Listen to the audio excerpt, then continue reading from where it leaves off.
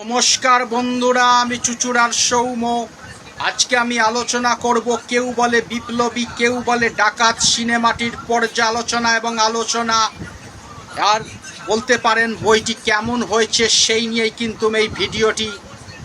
প্রথমেই আসি আমি নন্দী মুভিজ এবং জিদ্দার যে প্রোডাকশান, সেই প্রোডাকশানকে অসংখ্য ধন্যবাদ দেবো এই ধরনের একটা চিন্তা ভাবনা করার জন্য।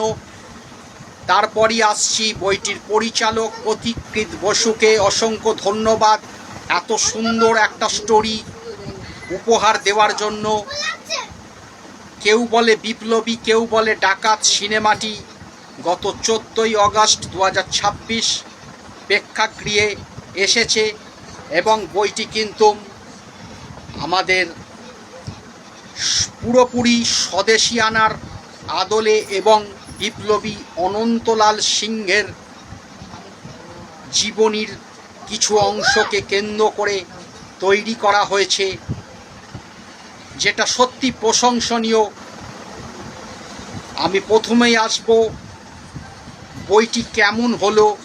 বইটি কিন্তু এক কথায় বলতে গেলে অসাধারণ বই। এই বাজারে বাংলা ইন্ডাস্ট্রি যখন একটা সংকটের মুখে, সেই সময় কিন্তু এই ধরনের একটা বই উপহার দেওয়া এবং দর্শককে আবার হলমুখী করে তোলা, সেটা কিন্তু সত্যি প্রশংসনীয়। কেউ বলে বিপ্লবী, কেউ বলে ডাকাত সিনেমাটির ক্ষেত্রে। এরপরে আসছি আমি অভিনয়। প্রথমেই আমি আলোচনা করব আমাদের সকলের প্রিয় সুপারস্টার জিদ্দাকে নিয়ে।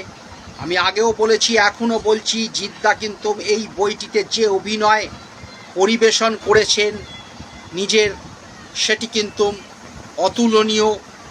এবং এই অভিনয় জিদ্দা নিজেকে কিন্তু পুরোপুরি কঠোর পরিশ্রমের মাধ্যমে গড়ে তুলেছিলেন এই বইটিকে করার জন্য। সেটা কিন্তু দেখলেই বুঝতে পাবেন আপনারা, বা অনেকে বুঝতে পেয়েছেন যারা দেখেছেন।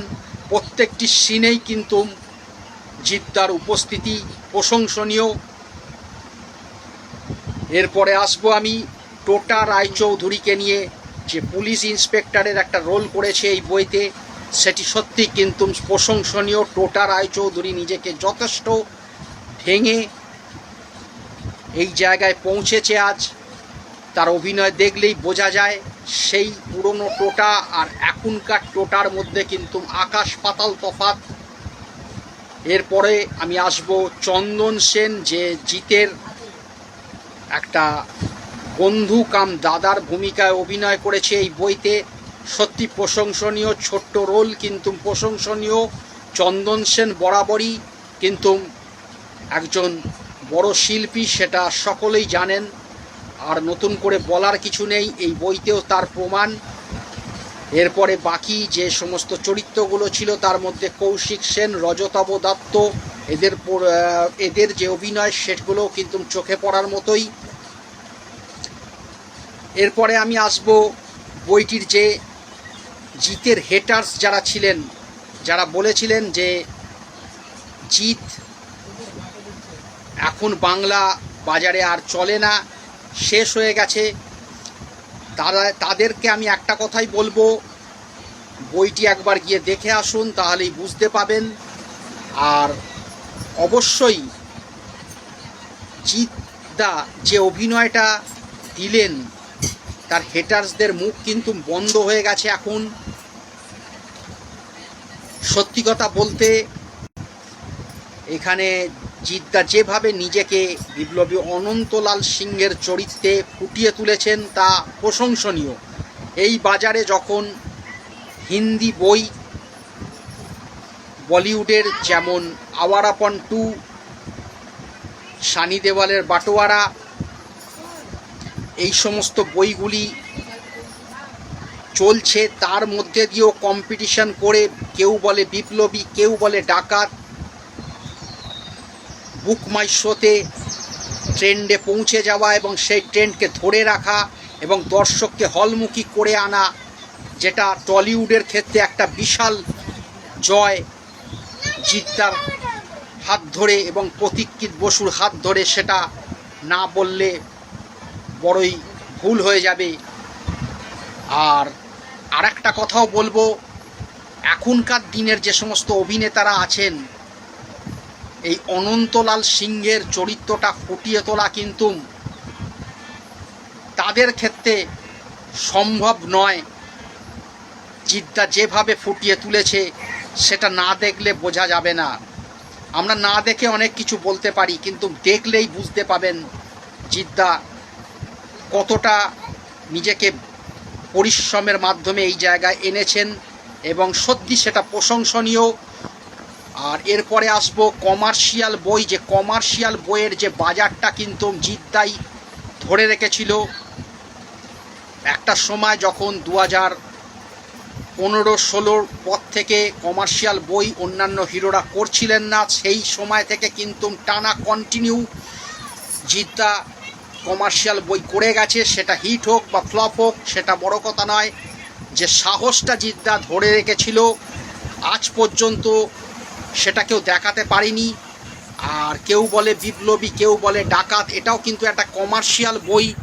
স্বাধীনতা আন্দোলনের প্রেক্ষাপটে তৈরি হলেও বইটি কিন্তু কমার্শিয়াল বই হিসেবেই বিবেচিত হবে, এবং এখানেই জিদ্দার আরও বড় জয়। বইটিকে কিন্তু তিনি সফল করে তুললেন। আর তাকে দেখেই, অর্থাৎ জিদ্দাকে দেখেই কিন্তু অন্যান্য সিনেমার হিরোর যারা আছেন বাংলা ইন্ডাস্ট্রিতে, তারা কিন্তু কমার্শিয়াল বইয়ের দিকে আবার ফিরে আসছে। এটা মাথায় রাখতে হবে, কেননা একটা সময় রাবণ, চেঙ্গিস এই সমস্ত বইগুলোকেই কিন্তু জিদ্দা করেছিলেন, এবং সেই করেছিলেন বলেই কমার্শিয়াল বইয়ের চলটা এখনও কিন্তু টলিউডে যেটুকুও বেঁচে আছে সেটা জিদ্দার হাত ধরেই আছে বলা চলে। কেননা আমরা জানি এখন প্রসেনজিৎ চট্টোপাধ্যায় অর্থাৎ বুম্বাদা কমার্শিয়াল বই অতটা করেন না, তিনি কিন্তু অন্য ঘরানার বইগুলো করেন। আর এছাড়াও অন্যান্য যে সমস্ত নায়করা আছে তারাও কিন্তু কমার্শিয়াল বইগুলো প্রায় করছিলেনই না, সবে কামব্যাক করেছে কমার্শিয়াল বইতে গত 2-1 বছর হলো। আর জিদ্দা কিন্তু সেই জায়গা থেকে কন্টিনিউ কমার্শিয়াল বইটাকে ধরে রেখেছে। এই সমস্ত কিছুর বিচারে আমি বইটিকে 10-এর মধ্যে 9 দেবো।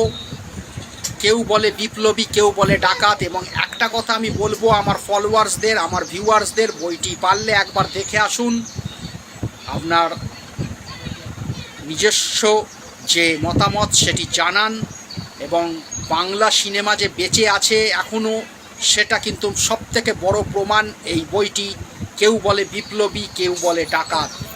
এবং আমি সবচাইতে শেষে জিদ্দাকে একটা হ্যাটসঅপ এবং প্রতীক্ষিত বসু ও নন্দী মুভিজকে একটা হ্যাটসঅপ জানাবো এত সুন্দর একটা পরিবেশন দেওয়ার জন্য।